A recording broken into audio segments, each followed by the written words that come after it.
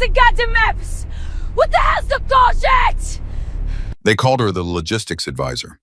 Nobody looked at her for more than 2 seconds. She stood at the back of the formation in the early morning dark pack on her shoulders, rifle slung, muzzle down, eyes on the ridgeline in the distance. The air smelled like diesel and cold sand. Around her, men checked gear, swapped jokes, drank the last of their good coffee before the real heat arrived. Nobody offered her any. Her name tape read Calloway. No combat patch on her right shoulder. No deployment ribbons. Just a contractor badge clipped to her left pocket and a rank that didn't quite fit the way she carried herself. Staff sergeant retired. The word retired doing a lot of heavy lifting in a sentence that should have said something more. She was 48 years old. She looked like she'd been here before. Not here exactly.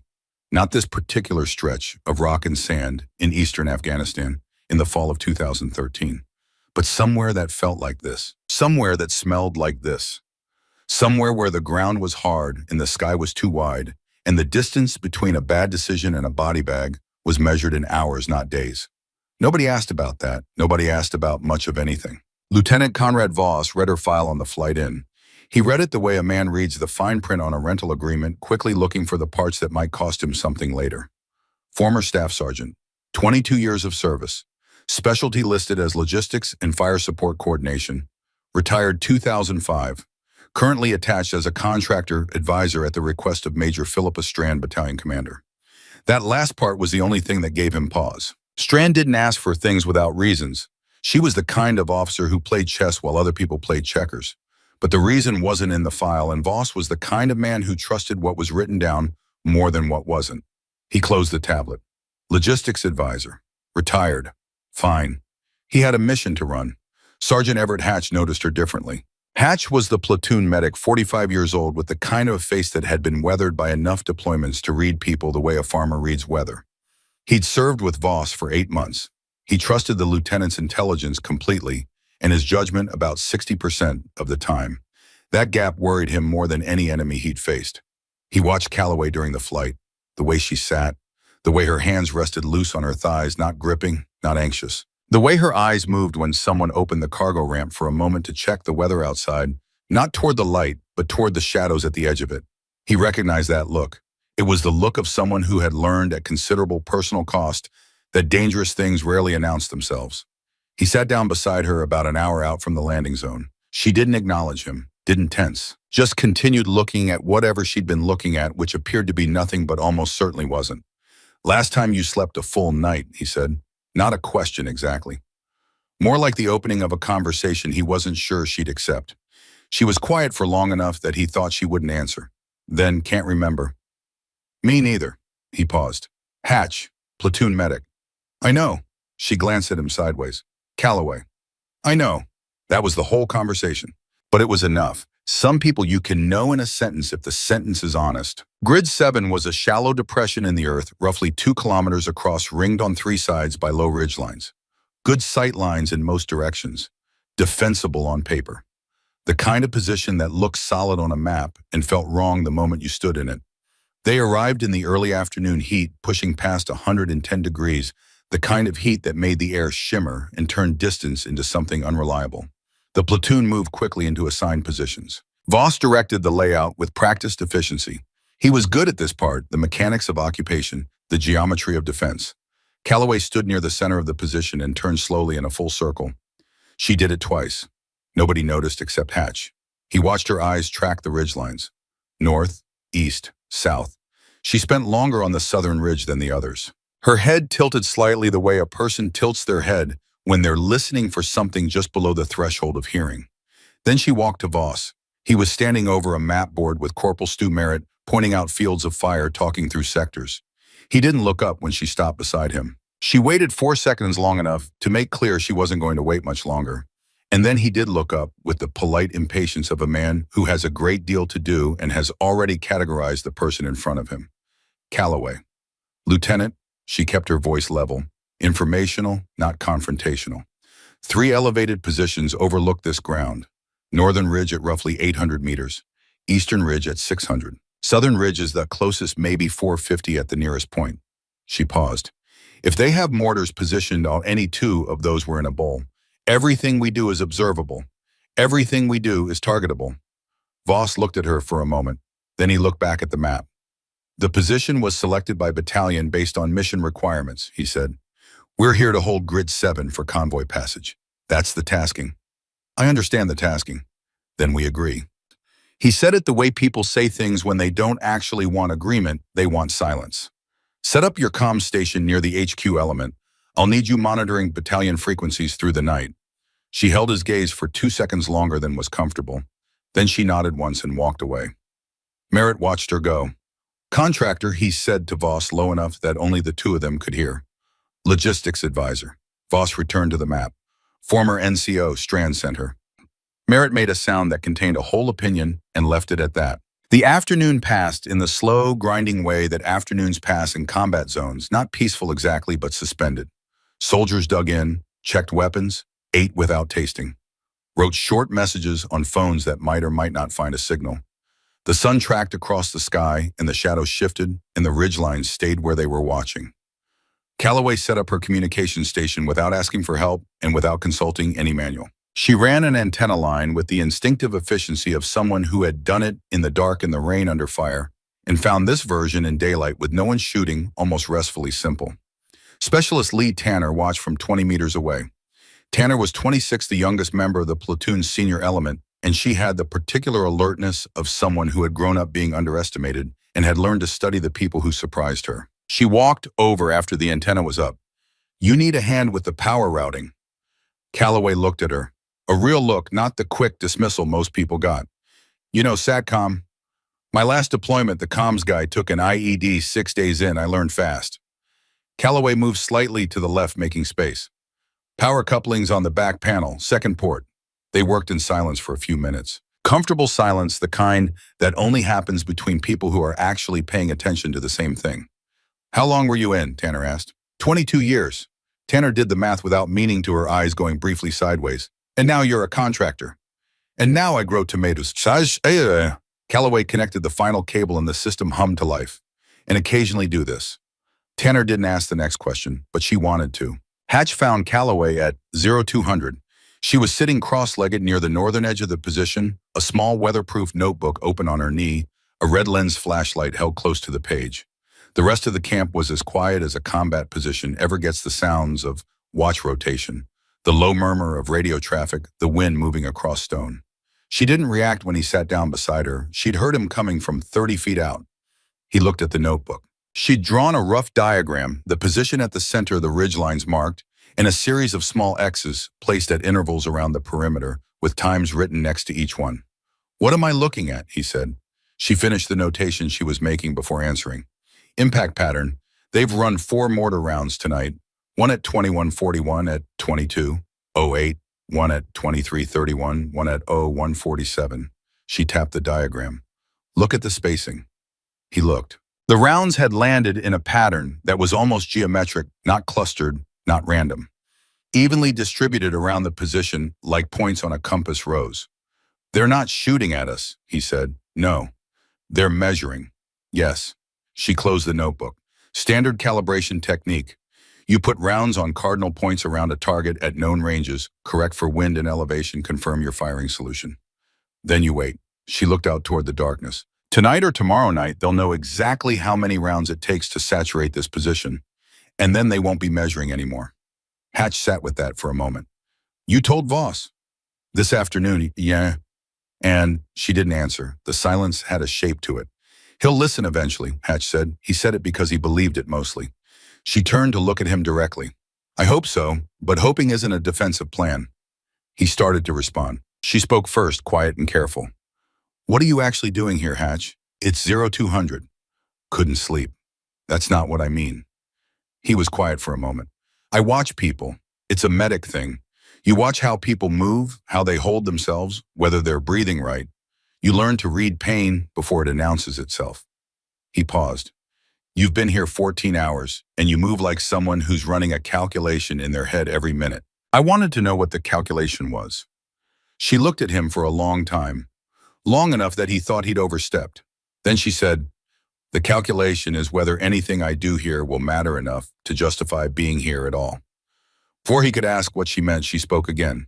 Ask Major Strand why I'm here. She picked up the notebook and stood. She'll tell you more than I will. He watched her walk back toward the communications station, steady, unhurried, like someone who had already decided the most important things and was simply waiting for the world to catch up. He sat there in the dark for a while after she was gone. The wind moved across the position like something looking for a way in. Morning brought no comfort. The heat returned before the light did a low pressure against the skin that preceded the sun by an hour.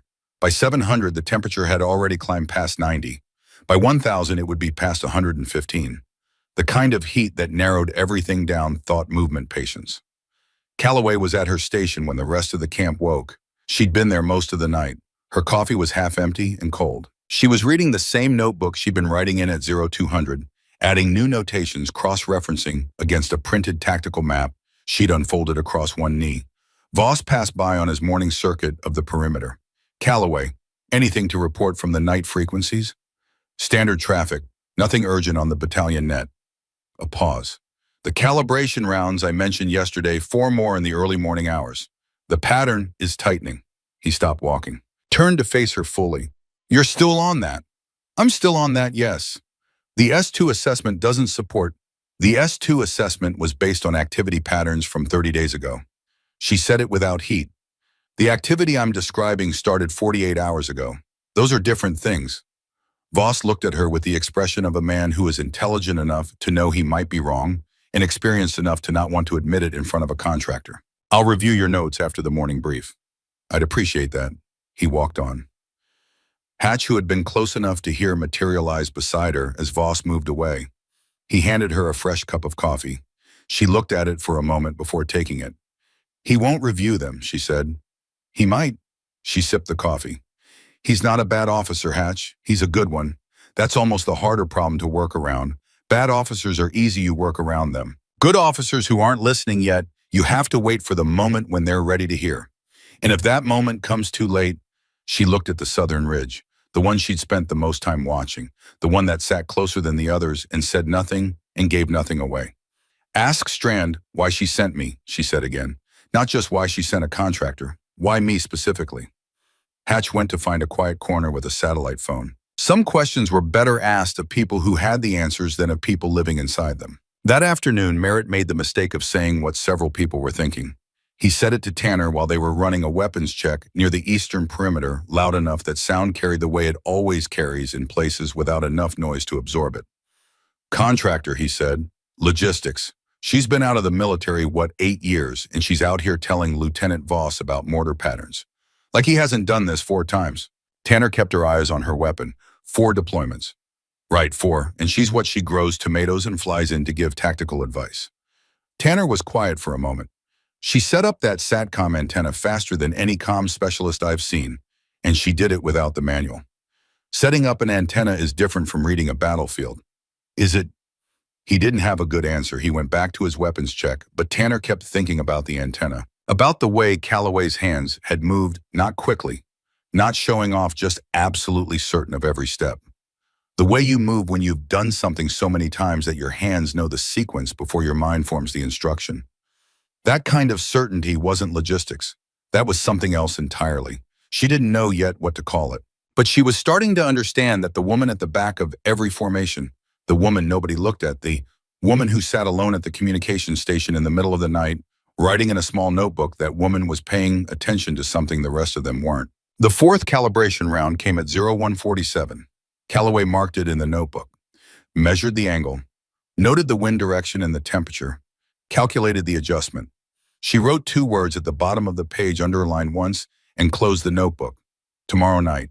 She looked up at the sky, stars in their millions, cold and indifferent, the kind of sky that makes the earth feel small in an honest rather than discouraging way. Somewhere out in the dark, someone else was looking back, taking notes of their own, getting ready. Hatch made the call at 0630. He waited until Voss was in the morning brief, until the camp had settled into its daytime rhythm, until Calloway was occupied with the communication station and unlikely to notice a medic stepping 30 meters behind the supply stack with a satellite phone and a number he'd carried in his wallet for 2 years without using. The man who answered was named Briggs. They'd served together at Fort Campbell in 2009, briefly overlapping before Briggs transferred to personnel. He was the kind of man who knew things not classified, Things not the kind that got people in trouble, but the accumulated institutional knowledge of a career spent adjacent to people who mattered and units that didn't make the news. Calloway, Hatch said. Margaret Calloway, former staff sergeant, retired 2005. You recognize the name. The pause on the other end was short but specific. The pause of recognition, not of searching. Where'd you come across that name? She's attached to my unit. Contractor. Strand Center. Another pause. Longer. Marge Calloway. Briggs said it quietly like he was testing the weight of it. Best fires NCO I ever worked with. 2 tours in Iraq, 1 in Afghanistan, all before most of your guys were old enough to vote. Why do you ask? Hatch looked across the position to where Calloway sat at her station. Back straight, head slightly tilted, listening to something in the radio traffic that no one else was catching. She's been trying to tell our LT that this position is compromised. He's not listening. Briggs was quiet for a long moment. Then your LT is going to have a bad few days, he said, and Marge is going to be right. That's usually how it goes with her. The call lasted 4 more minutes. When Hatch ended it, he stood behind the supply stack with the phone in his hand, feeling the specific weight of information that changes how you see something you've already been looking at. Then he walked to the communications station. Calloway was logging frequency data. She didn't look up. What did Briggs say? Hatch stopped. How did you were gone 22 minutes. You came back with that particular expression people get when something they suspected has been confirmed. She marked something on the log sheet. Briggs was at Campbell when I was there in 2003. Good man, talks more than necessary, but good. Hatch sat down across from her. He said you were the best fires NCO he ever worked with. He always said that. It embarrassed me then. It embarrasses me now. He also said Voss is going to have a bad few days, and that you're going to be right. She set down the pen, looked at him directly. I'm not trying to be right. Being right is worthless out here if nobody acts on it. A pause. I told Voss this position was compromised. I showed him the calibration pattern. He heard the words. He didn't hear what the words meant. That's not arrogance on his part. That's a specific kind of experience he hasn't had yet. And you have. The pen stayed down. She was quiet for long enough that the wind filled the space between them, carrying fine dust that settled on the map without ceremony. I have, she said. She said it the way people say things that cost something to say. Not with the performance of pain, just flatly the way you state a fact that has had years to become simply true. Tell me, Hatch said. She looked at him for a moment, assessing, not reluctant. Then she closed the frequency log and began. Mosul, 2004. Not the Mosul that made the news later, the Mosul of sieges and battles that stayed in people's mouths for years. This was the earlier version, dangerous in the particular way that comes from the gap between what intelligence reports say and what the ground actually knows. Calloway was Sergeant First Class then, 39 years old. 21 years of service behind her, most of it in positions that required understanding how fires worked, how artillery and mortars and air power combined into something that could reshape terrain and end lives with a precision that looked surgical from a distance and was never surgical up close. She was attached to a battalion operating south of the city. She'd been running targeting packages for 6 weeks. Good work. Careful work, the kind of methodical analysis that her commanding officer, a major named Aldrich, relied on more than he acknowledged and praised less than she deserved. She identified a weapons cache site in a cluster of abandoned structures 3 kilometers northeast of their forward operating base. Not suspected. Identified. She'd tracked the pattern for 11 days of vehicle movement, foot traffic at specific hours. Radio signatures appearing from the same grid reference. She'd cross-referenced against historical reporting, against satellite imagery, against ground-level observation that only came from talking to the right people in the right way. She was certain. She submitted the targeting package to Aldrich on a Tuesday afternoon. He reviewed it, thanked her for the thorough work, told her the package needed to go up to division for validation before they could act on it. Standard procedure protocol as written chain of command operating exactly as designed. She pushed back, gently, once. He acknowledged her concern, reiterated the procedure, moved on. She let it go. She let it go because she was 39 years old with 21 years of institutional pressure, both subtle and direct, and she had learned that there was a certain kind of soldier known for pushing too hard, for escalating, past the first refusal, for being the person in the room who wouldn't drop it. She'd seen what happened to those soldiers, how their records read, how they were discussed in hallways. She did not want to be that soldier. So she submitted the package, noted Aldrich's response in her log, and moved to her next task. 2 days later, on a Thursday morning, a patrol from 2nd Platoon drove past the cluster of abandoned structures on a route clearance mission.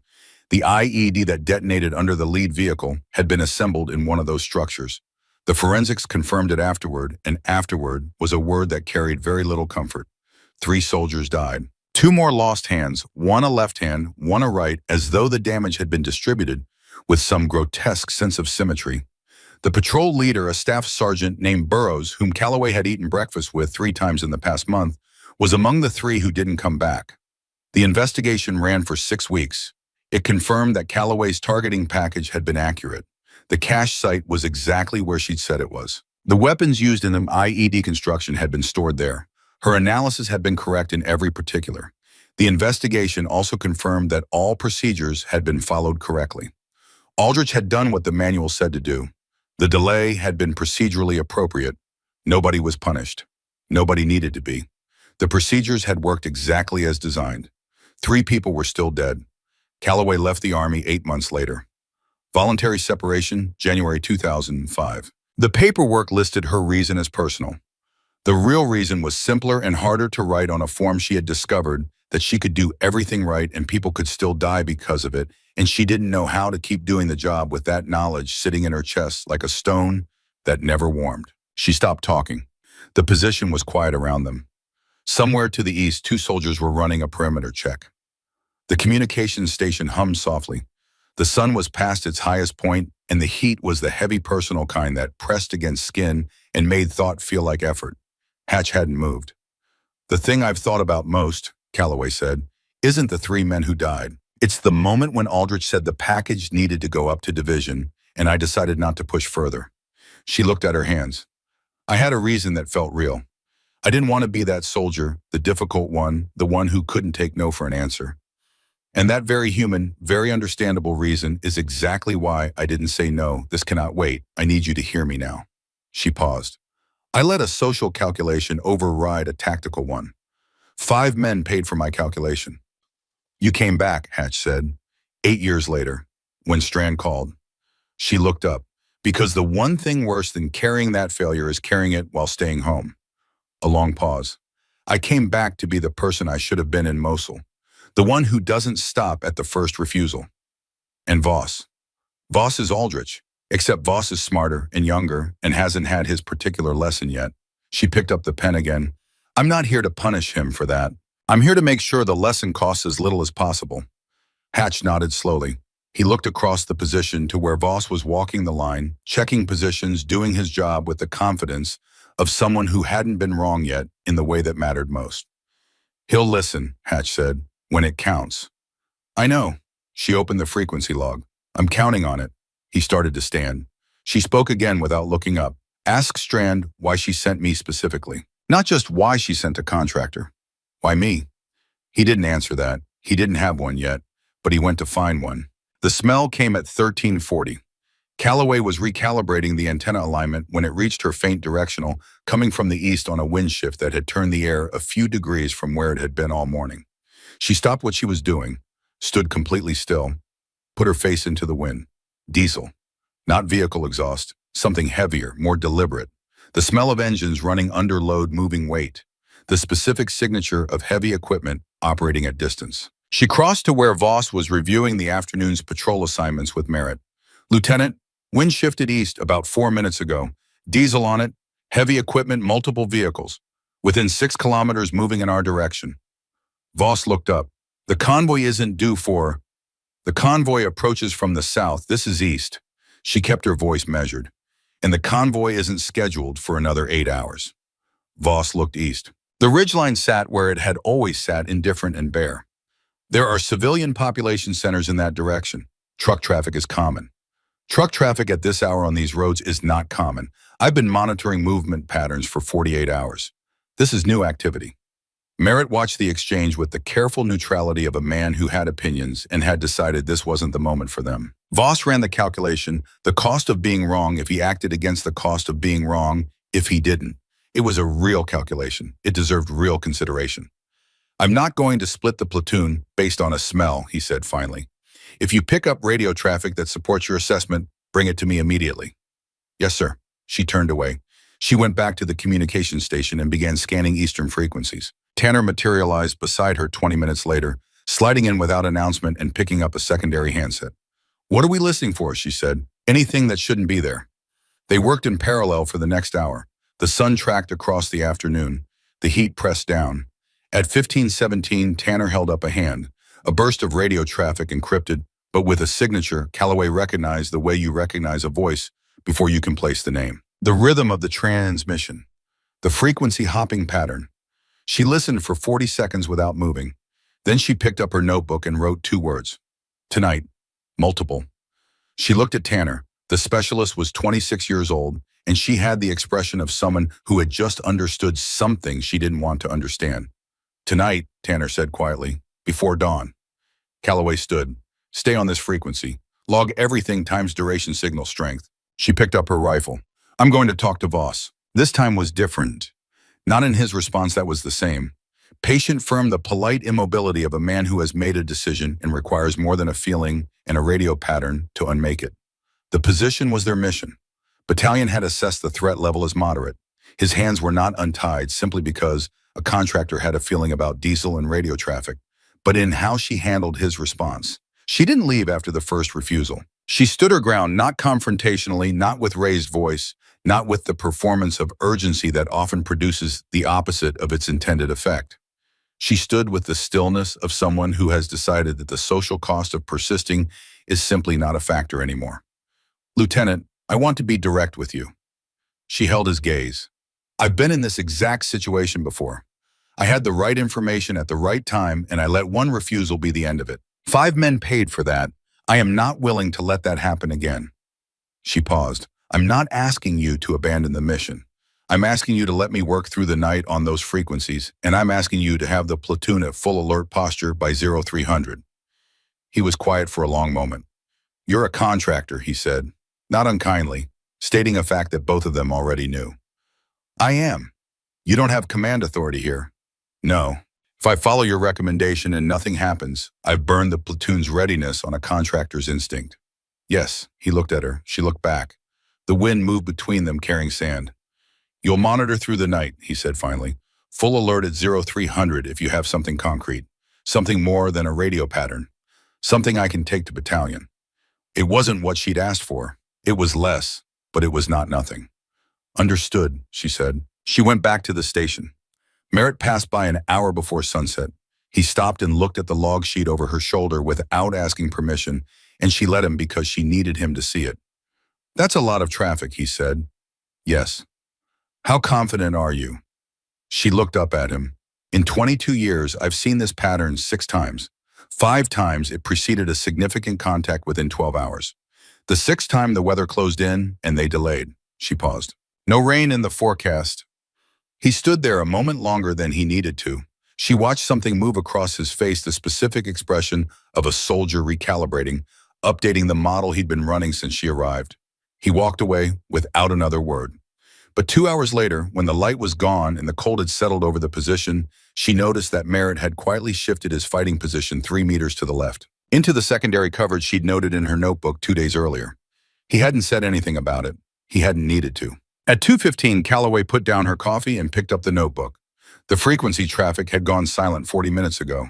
Not the gradual organic quiet of activity winding down. The sudden deliberate quiet of people who had finished talking because they were done planning and had begun moving. She walked to the edge of the position and stood in the dark. Under the wind, under the ambient sounds of camp, under everything, a change in the quality of the silence. The way silence changes when it contains something that isn't silence yet. She went back to the station.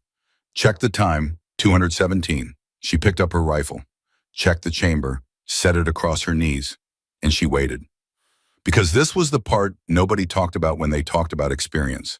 Not the skills, not the pattern recognition, not the accumulated technical knowledge of 22 years.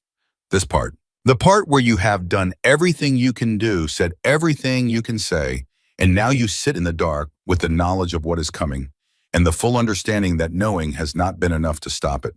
The cold pressed down, at 0312, not 0300, Not the hour she'd told Voss, but 12 minutes earlier than the pattern suggested, 12 minutes that would matter enormously in the next few hours. The first mortar round came in. Not a calibration round, not a ranging shot. It landed 30 meters from the command post with a sound like the world being torn, and in the half second before the next one came, Calloway was already on her feet, already moving, already calculating. The lesson from Mosul had cost her everything she'd built. She was not going to pay it twice. The first round landed at 0312. The second came 4 seconds later closer, and the third was already in the air before the echo of the second had finished moving across the high ground. Not random, not probing. The rounds walked across the position with the methodical precision of a plan being executed, each impact tightening the pattern, zeroing in on the geometry that someone had spent 2 nights calculating from the ridgelines above.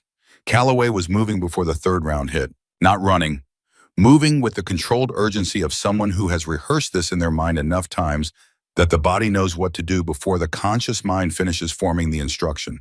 She had her rifle, her notebook, her radio handset. She was at the command post in 11 seconds.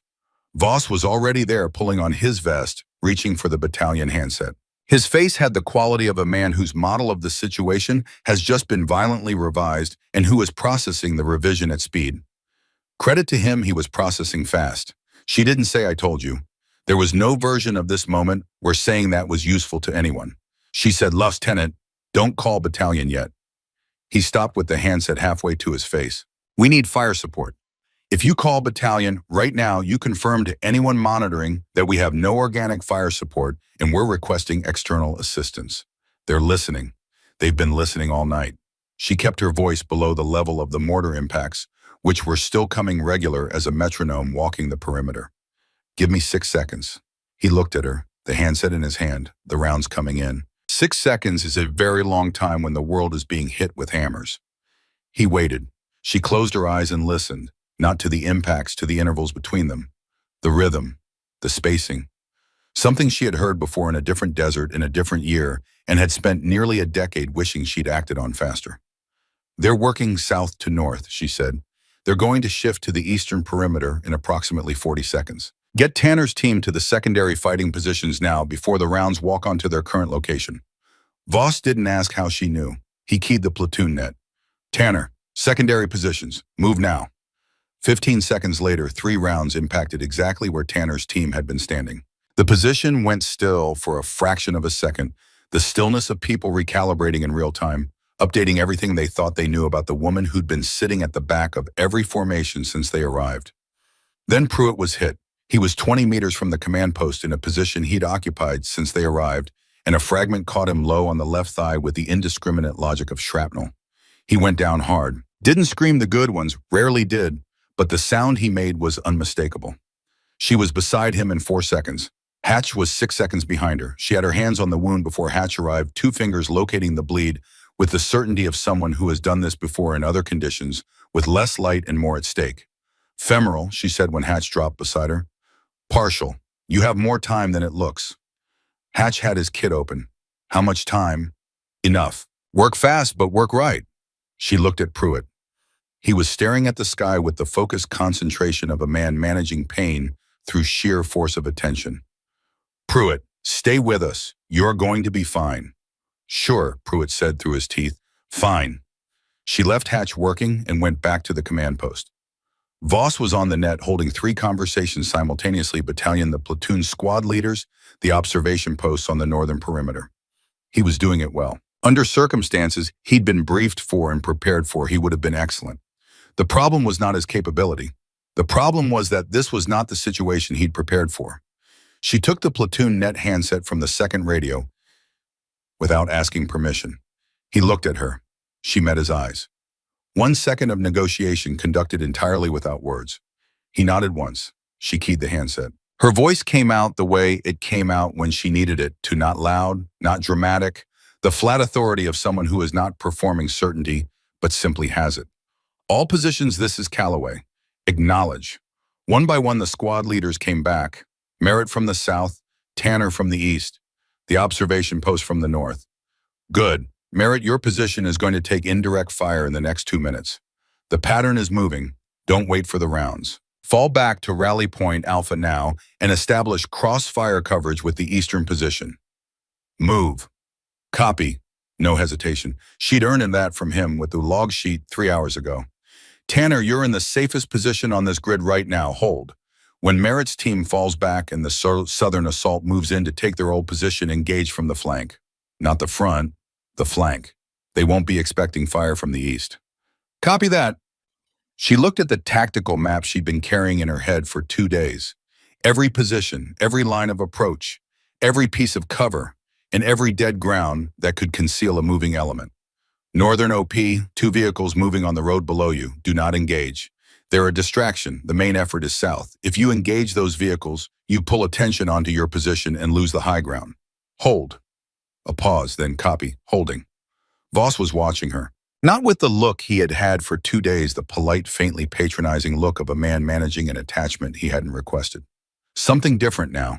Something that would take him time to name, but that he would carry forward into every command decision he made for the rest of his career. She didn't have time for his process.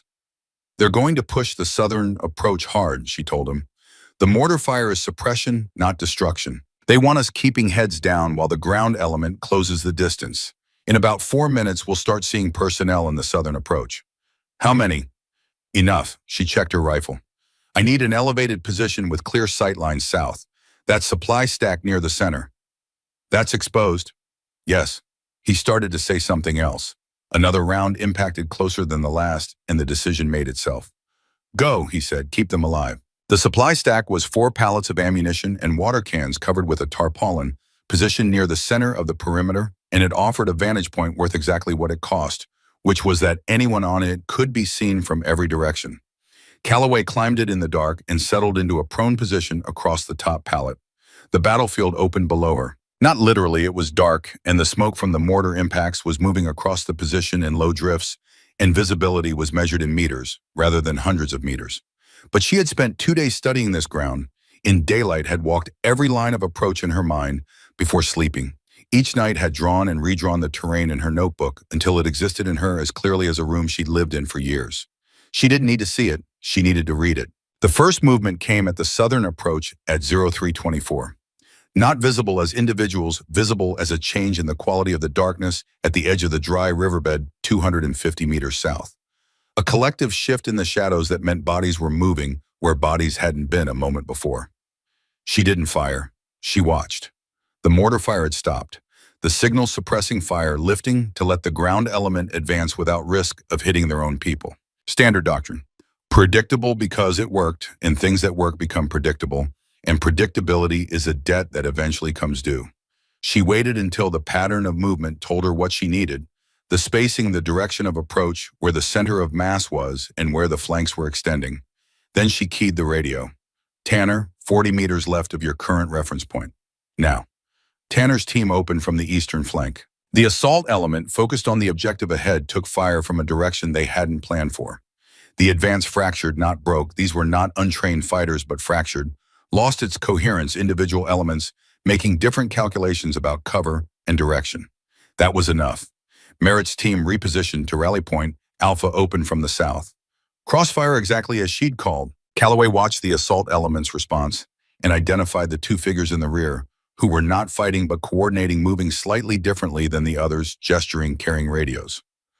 The command element, the people whose removal would cost the assault its organizational coherence.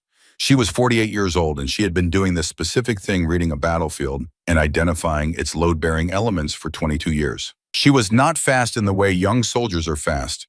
She was precise in the way that accumulated experience makes a person precise, the way a carpenter's cuts get cleaner over decades. Not because they move faster, but because they've stopped making the small unconscious errors that come from uncertainty. 2 shots. Deliberate spacing. The kind of patience that looks like slowness until you see what it produces. Both figures went down. The assault element's coordination collapsed.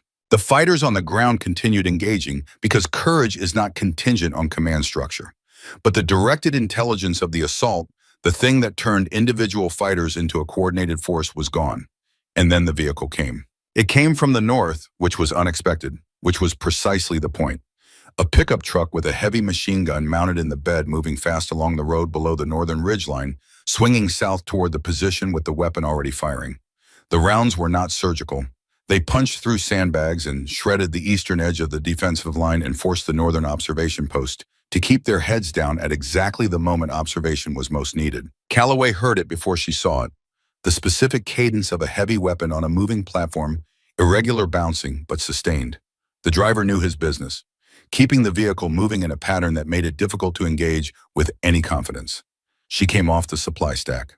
Not because it was the safest option, because the supply stack was the wrong position for what needed to happen next. She moved north, staying low, using the smoke that was both problem and advantage, working through the position until she reached the northern edge of the perimeter, where the ground dropped away to a shallow slope and then the road below.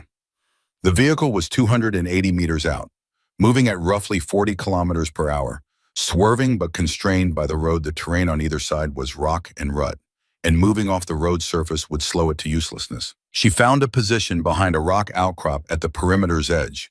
The elevation here was better 8 to 10 meters above the road surface. She had the high ground, which was the thing she'd been telling Voss about since they arrived. She watched the vehicle for 5 seconds.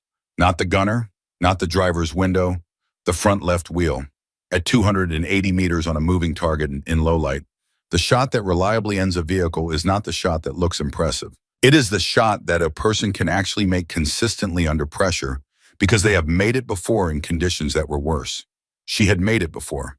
The vehicle crested a slight rise in the road, half a second of predictable trajectory as it came down the other side.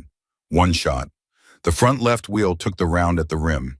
The tire didn't blow, it collapsed, the structural integrity gone, the vehicle suddenly running, metal on road surface. The driver had 2 seconds to correct before the physics became irreversible. He didn't correct in time. The truck swerved hard left, the right rear lifted, and the vehicle rolled onto its side with the weight of the gun mounting, completing the rotation. It lay on its side in the road, engine still running for a moment, the heavy gun pointing uselessly at the sky. The driver emerged from the cab and moved away from the vehicle.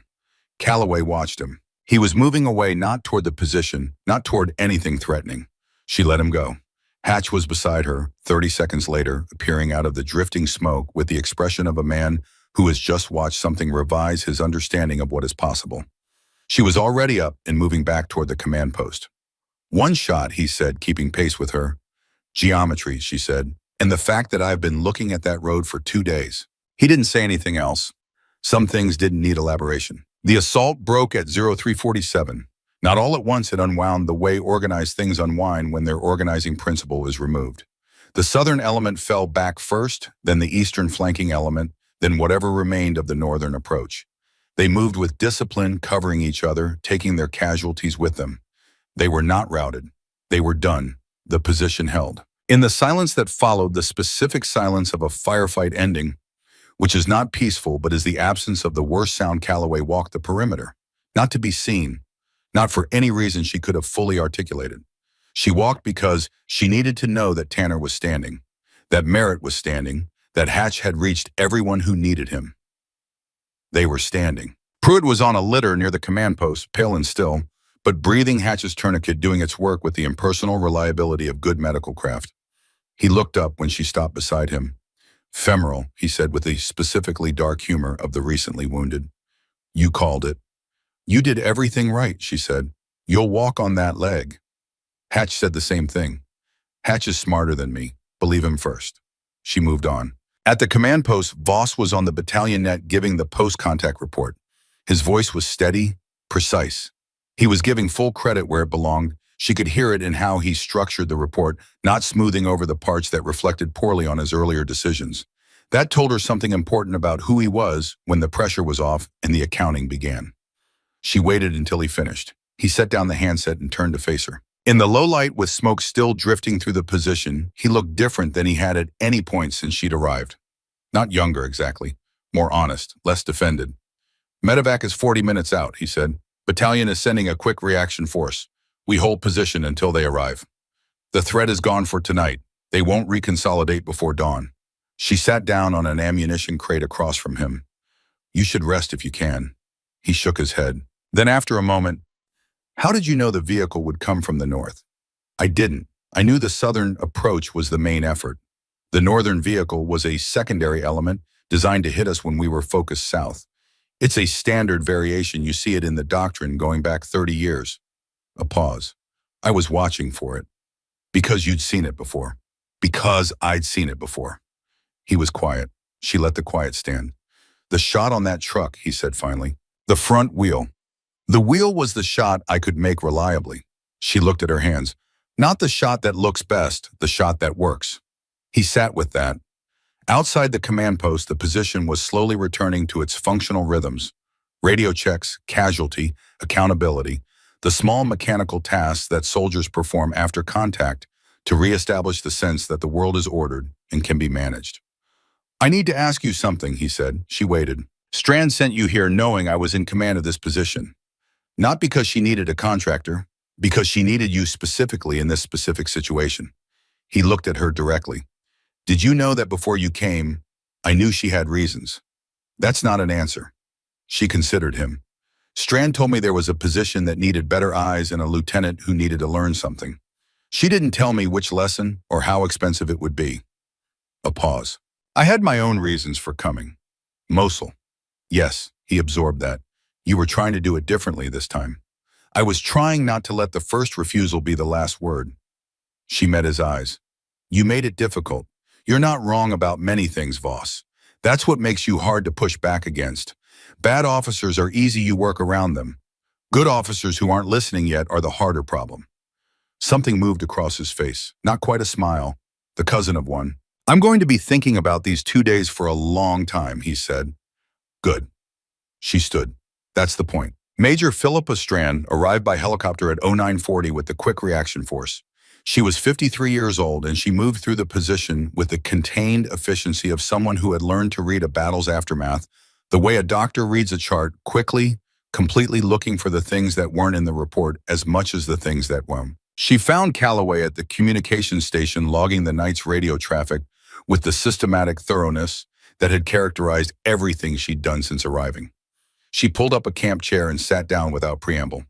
Voss's report was thorough, she said. He's a thorough officer. He gave you full credit. He gave an accurate account. Those aren't always the same thing. In this case, they are.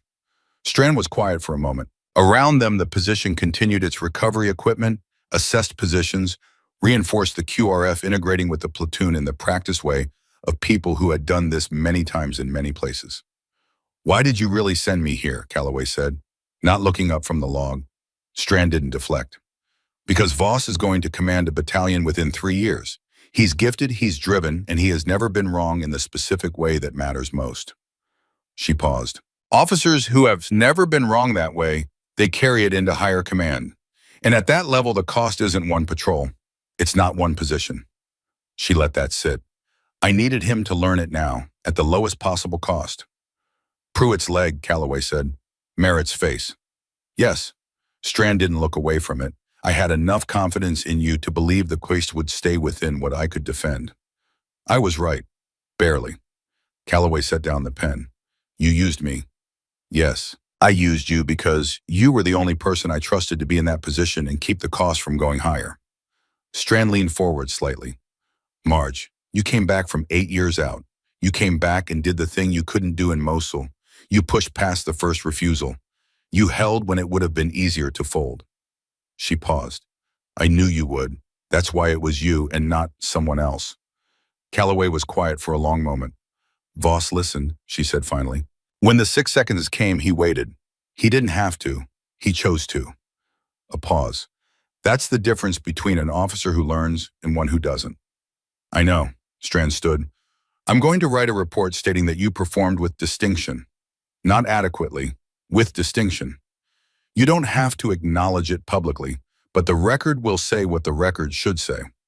Calloway looked at the frequency log. At the 2 days of entries, calibration rounds, radio traffic, the patient accumulation of evidence that nobody had wanted to hear until it arrived in the form of incoming rounds. All right, she said. Strand walked away through the recovering position. Calloway sat for a moment in the quiet. Then she picked up the pen and wrote the final entry in the frequency log. Time, date, status position, secure. All personnel accounted for. She closed the log. It was the most complete thing she had written in 8 years. Merritt came to her in the late afternoon. He came alone carrying a folded sheet of paper with the slight self-consciousness of a man who has decided to do something he's not sure he has the right words for.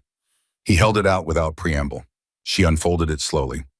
Read it the way she read the frequency logs, fully without skimming, giving each entry the weight it deserved. Every name in the platoon, Tanner's handwriting neat and careful, Hatch's familiar block letters. Pruitt's signature, slightly unsteady from blood loss but legible and deliberate. Voss's name at the bottom, signed last the signature of a man who had thought carefully about what it meant before he made it. She read every word they'd written beside their names. She folded it once, folded it again. Put it in the inside pocket of her jacket, the left side where it would sit closest to what it needed to sit closest to. "I won't submit it," she said, "but I'll keep it." Merritt nodded. He had more he wanted to say and then decided that everything had already been said. He started to walk back to his position. "Merritt," he stopped, "you shifted your fighting position last night. 3 meters left, before the contact." He turned. "You noticed that?" "I notice everything." A pause. "Thank you." He held her gaze for a moment. Then he nodded once, the nod of a man who has revised a substantial opinion and is acknowledging the revision without making a speech about it. He walked away. Voss came that evening without announcement. He sat beside her in the dirt at the perimeter's edge. Didn't speak immediately. The desert light was doing what it did at that hour, turning everything the color of old copper, warm and temporary, the kind of light that made hard terrain look briefly forgiving. "I had 4 opportunities," he said finally. "I declined all 4. Yes." Pruitt's leg, Merritt's face. "Yes." She didn't soften it. She didn't think he wanted it softened. He sat with that, the weight of it settling into him the way these things settle, not all at once, but permanently becoming part of the structure of how he understood his own judgment. "Next time," he said, "if there is a next time, push harder from the first conversation. Don't give me one refusal and pull back. That's not how most officers want to be treated." "I'm telling you how I want to be treated." She looked at him. He meant it. That was the thing she checked for, and found the specific quality of a person who has genuinely revised something in himself and is trying to say so accurately. "Okay," she said.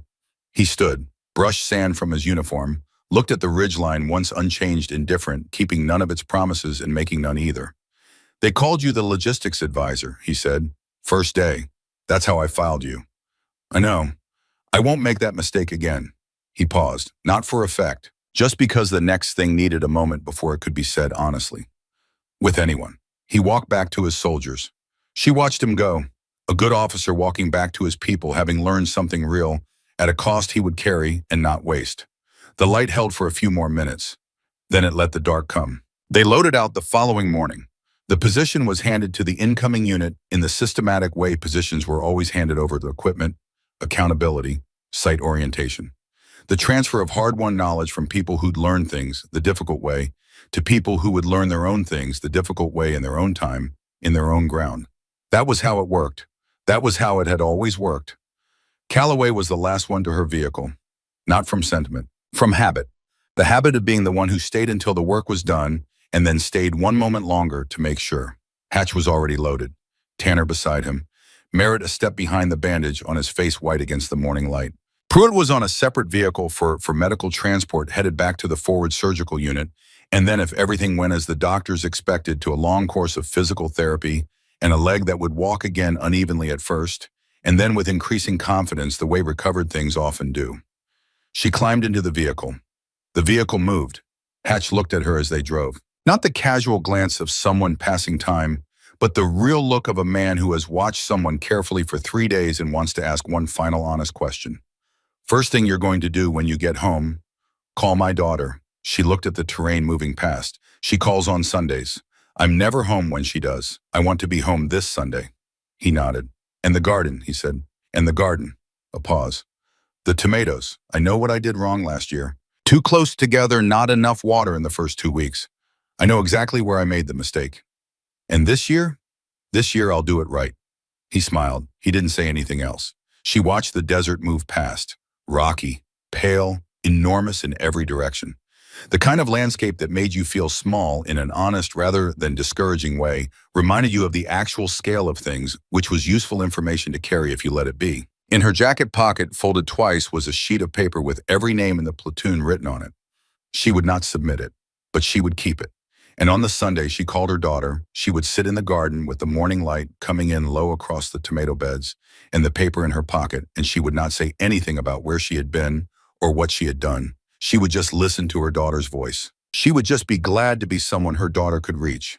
That was enough. That had always been enough. She just hadn't known it for a while. The vehicle drove north away from Grid 7, away from the ground that had held them and tested them and returned everyone it had taken in the night. And somewhere behind them, in a fighting position that would belong to another unit by noon, a young lieutenant sat alone for a few minutes before the handover began and read through the casualty report one more time. Not the official version, the real one, the one that lived in his memory rather than in any database. Pruitt's leg, Merritt's face, 4 opportunities, 4 refusals. He read it the way you read something you intend to carry. He would carry it into the next command. And the one after that, he would carry it into the battalion. He would one day lead into every decision he made about whose voice to hear and whose experience to weigh and what it actually looked like when knowledge arrived without the right credentials attached. That understanding would save lives someday. Not his own, other people's. People whose names he didn't know yet in situations he couldn't yet imagine in ground he hadn't yet walked. That's how it works when it works. One person learns something real at real cost and carries it forward far enough that someone they'll never meet comes home alive because of it. They called her the logistics advisor. Nobody asked what she actually knew until the mortars started falling. 22 years. 2 tours in Iraq, 1 in Afghanistan. She didn't have a call sign. She didn't need one. Her name was Margaret Calloway.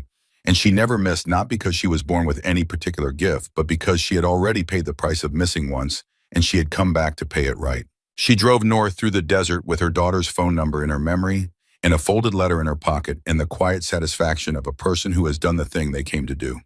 The desert held its silence behind her. The morning light came up across the stone, and somewhere in a garden in Arizona between rows of tomato plants that would be better this year because she finally understood what they needed, a woman sat down on a Sunday morning and waited for the phone to ring. It rang. She answered. That was enough.